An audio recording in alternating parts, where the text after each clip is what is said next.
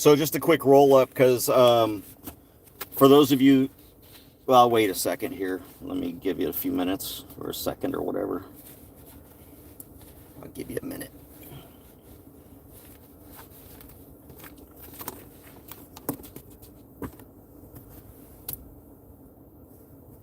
As soon as I see there's somebody in here. But I was going to go over some of the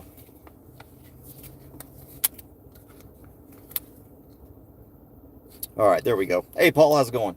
All right, so I just got out of the Crawford City Hall.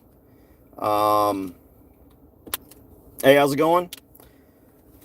And here's what I did. So I gave them a copy of an email I sent on March 25th, and I gave them 10 business days, which was supposed to be April 4th, to respond and to take these signs down.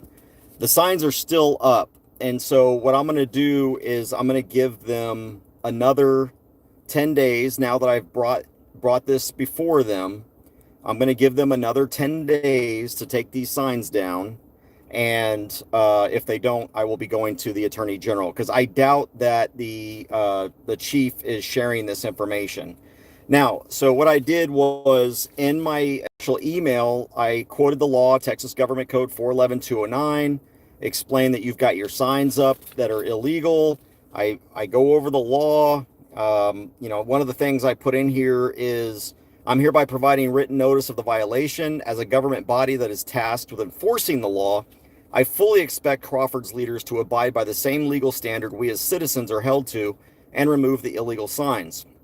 If the city refuses to comply with the law, it serves to reason that the citizens of Crawford likewise have no duty to follow any laws or ordinances within the city, as lawlessness seems to be the order of the day within its boundaries.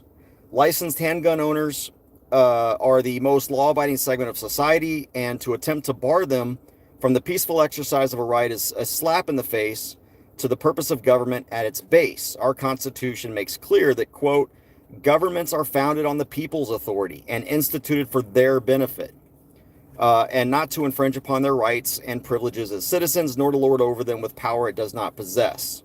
So I went through that. I gave them a copy of Article 1, Section 27, which is the right of assembly, and it says the citizens shall have the right to apply to those invested with the powers of government for redress of grievances or other purposes by petition, address, or remonstrance. Now, one of the things they're doing is they are threatening Brent McCain with harassment charges because the city is not answering questions. They're not providing within the required time frame open records information in accordance with the law and Chapter 552 of the Government Code. They are in direct violation of that. And so Brent has been trying to call and get answers. And instead of getting answers, the city attorney sent Brent an email and said that you are hereby told to stop contacting any staff within the city of Crawford, and otherwise we will look into harassment charges against you. Now, this is 4207, okay, Penal Code 4207, and this is the harassment statute. Here are the elements that must be met in order for a harassment statute. But look, here's the thing. Regardless of what I'm about to read to you, okay, regardless of what I'm about to read to you, the people have a right to apply to those invested with the powers of government for redress of grievances and other purposes. I have a right, you have a right to complain to your city council, to your county commissioners, to your water board, whomever. That's the whole purpose of open meetings. That's the whole purpose of the First Amendment and the ability to seek redress. So first and foremost, you can't criminalize something you have a right to do, a right that is demonstrably on here. Okay, now what you can't do is, in exercising that right, do it in an illegal way. And the way you do it in an illegal way, at least as harassment is concerned, is you have to have, quote, intent to harass, annoy, alarm, abuse, torment, or embarrass another. So that's the first element. You have to have one of those. Okay? Brent, his intent is to get answers. That's it, to get the sign taken down, to have someone talk to him and explain what's going on here. Now, that's the first. This next thing that they have to do is initiate communication, and in the course of that communication, make a comment, request, suggestion, or proposal that is obscene. Okay, obscenity and obscene is a defined term in the code. It's actually defined in here as well. Needless to say, nothing that Brent has said is obscene. He didn't even use profanity, so you can't even say, oh, well, by using the F word, he didn't use any word. But even the use of the F word is not obscene under the law. So that's the first one, doesn't fit. Second, again, we're talking about, first of all, you have to have that intent, okay? And right off the bat, he doesn't have that intent, so none of these really apply anyway, because if you don't have the intent, none of these others matter. But let's say you have the intent to harass, annoy, alarm, abuse, torment, or embarrass another, you must also do one of these things. And the first one, of course, was obscene proposal or communication. The second one is threaten to inflict bodily injury on the person or to commit a felony against the person. Okay, so first you got to have the intent, then you've got to threaten somebody. Brent never did that. Didn't threaten anybody, didn't threaten to hurt anybody, didn't threaten to commit a felony. Didn't threaten anything, except I'm going to call back. Third, convey a false report. Now, there's a lot of legalese here. I'm essentially just making it simple. Paragraph 3. So first the intent. Second is you got to convey a false report. What does that mean? Let's say, for example, that in order to harass someone, so you have the intent first to harass, annoy, alarm, abuse. Okay, let's use the word alarm. Let's say I have the intent to alarm someone. I'm going to call them and I'm going to tell them that their child has just died in a horribly bloody crash, and their decapitated corpse rolled over 3 rows of traffic, and it was crushed by an 18-wheeler, right? That is conveying a false report with the intent to torment a person. That's sort of an example of where that would come from, okay? I mean, it's an extreme example, but that's what it is. So, and you have to convey that false report in a manner reasonably likely to alarm the person receiving the report, okay? So, here's the fourth one. Again, first you have to have the intent. Now, let's see if this next one causes the telephone of another to ring repeatedly or makes repeated telephone communications anonymously or in a manner reasonably likely to harass, annoy, alarm, abuse, torment, embarrass, or offend another. Again, you can call over. As a matter of fact, when I was trying to find out about this city council meeting, because it's not posted anywhere online, I kept getting the answering machine. And I left a message twice. But then I'm like, you know what? I know they're there. It's during business hours. It's not lunchtime. I've called in the morning. I called in the afternoon. So you know what I did? I kept calling. As soon as it went to the automated system, I hung up. I called again. I hung up. I called again. Did I cause the telephone of another to ring repeatedly? Yes, I did. Did I repeatedly but I did not make those communications anonymous or in a manner reasonably likely to harass, annoy, alarm, whatever. Okay. The idea, so first I had to have that intent. Okay. So even if, because there's 3 clauses here, causes the telephone of another to ring repeatedly. Okay. That's one. So let's say somebody, your ex-girlfriend doesn't want to talk to you and you're like, by golly, I know she doesn't like me calling and it annoys the crap out of her. I'm just going to keep calling. And you keep calling her number and you keep calling her number. Well, the first thing is you've got that intent to torment her or abuse her or annoy her or harass her. That's the first thing. You got to have that intent. And then the second is causes the telephone of another to ring repeatedly. So the fact that I called over and over and over again, it was because I'm looking for answers, not because I'm trying to torment anybody or embarrass anybody or abuse anybody or harass or annoy anybody. Then there's a few others here that just have no, makes a telephone call and intentionally hangs up, or you make a telephone call, as soon as they answer, you hang up. And then you call again, they answer, you hang up. That's the other one. Again, you still have to have that intent. or you allow someone else to do that with your phone. That's the sixth one. The seventh one, sends repeated electronic communications in a manner reasonably likely to harass, annoy, alarm, abuse, torment, embarrass, or offend another. So sending emails over and over and over and over again is not a crime, because it's got to be likely to harass, annoy, alarm, abuse, torment, embarrass, or offend another. The it's clear as day here. But what they're trying to do is they're trying to tell Brent, shut up, and hey, I'll tell you what, if you shut up and you leave this issue alone, we'll drop these harassment charges. That's called extortion, ladies and gentlemen. Now, here's what I also provided to them.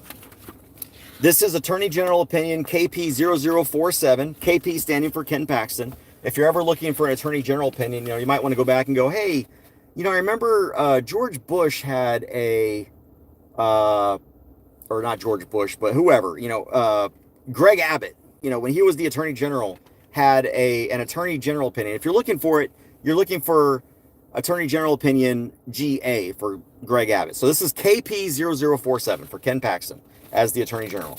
KP0047. And this was essentially about what is a courthouse. Okay, what is that?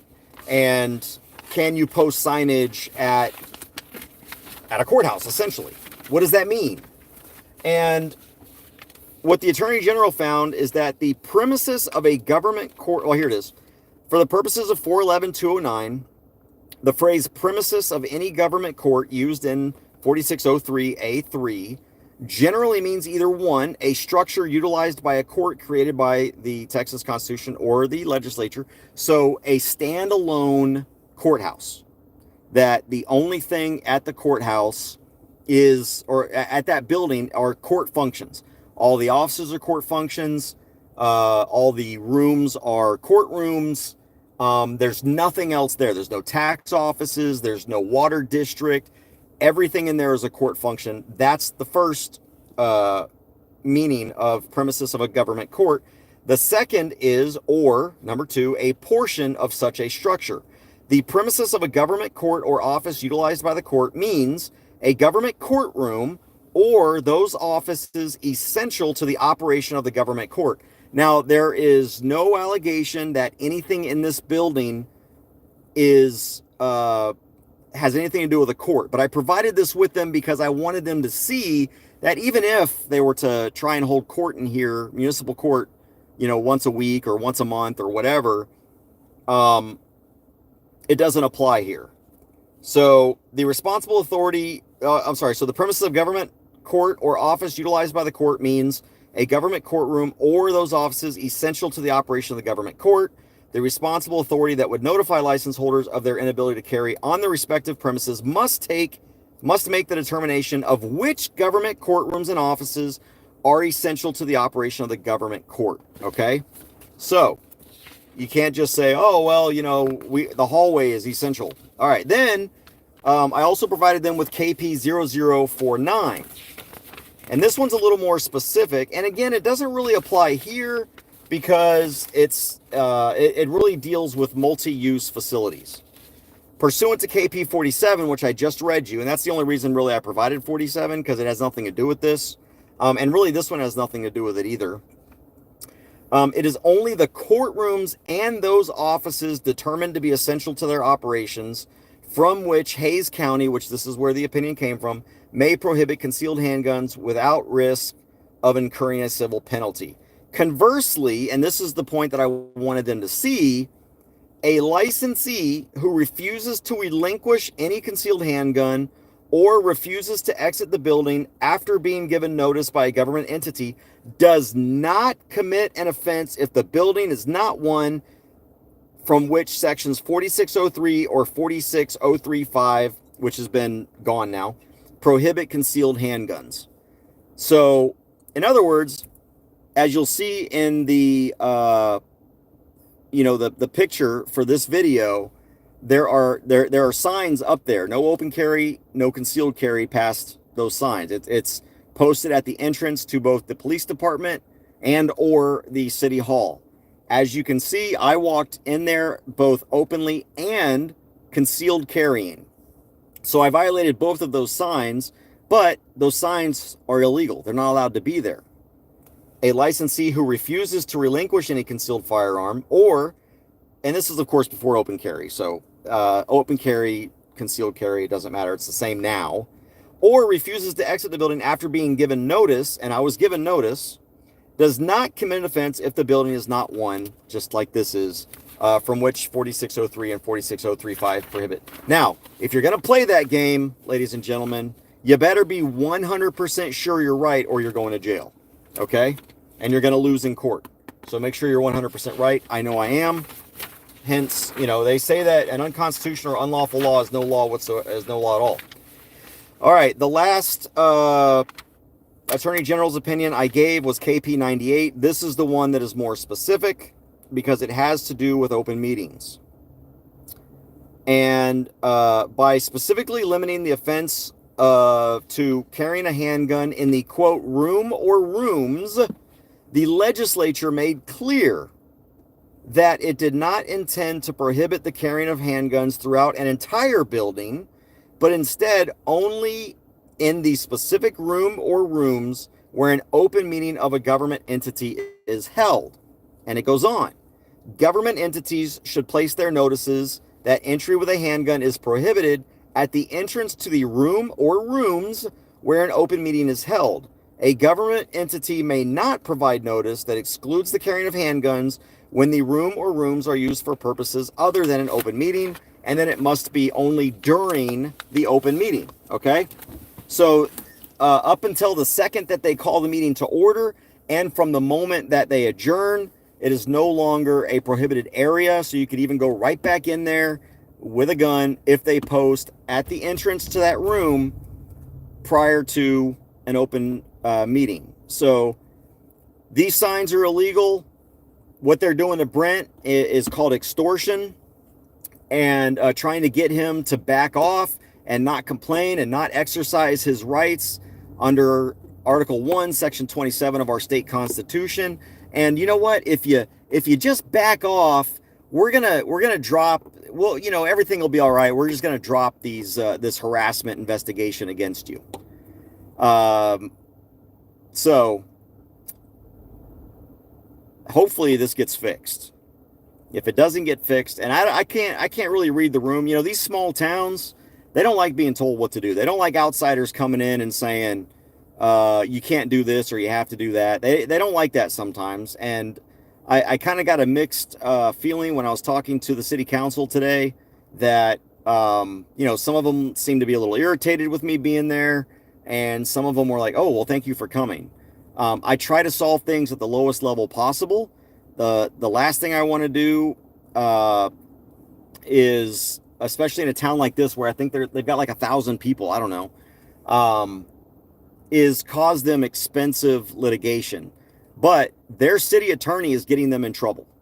Their city attorney, instead of telling Brent, hey, this is harassment, should have told the city, no, that's not, this is what harassment is, and do exactly what I just did for you, which is go through the elements. And he is well within his rights to contact you. If you don't like it, don't answer the phone. If you don't want to read the emails, delete the emails. But that's just going to convince him to keep going and convince me to keep going. Because the more you ignore me when you're government, the louder I get. And I don't know if we need to come out here and protest. I don't want to do that. I'm hoping that they do the right thing here. I'm going to give them 10 days from today. And then we'll go to the AG and solve the problem that way. Let me see if I got any questions here. Oh, Brent's here in the chat. I had a similar experience in the city of Deer Park. They removed the signs. Good, excellent. Yeah, Deer Park is bad.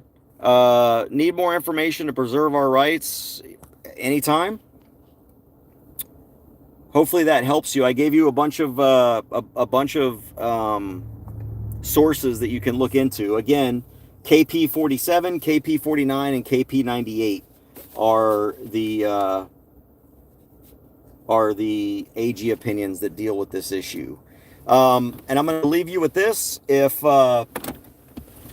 you have a city council that has got illegal signs up, or you're not sure whether the signs are illegal, by all means, send me an email. When you send me an email, make sure you've got an address of where the signs are, and it would be helpful if you had a picture of the signs, because when I file an AG complaint, I've got to provide that information, a picture, and also an address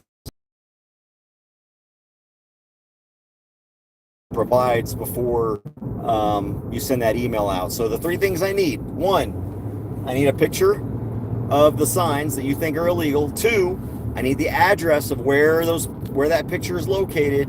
And three, I need to know what services are inside that building.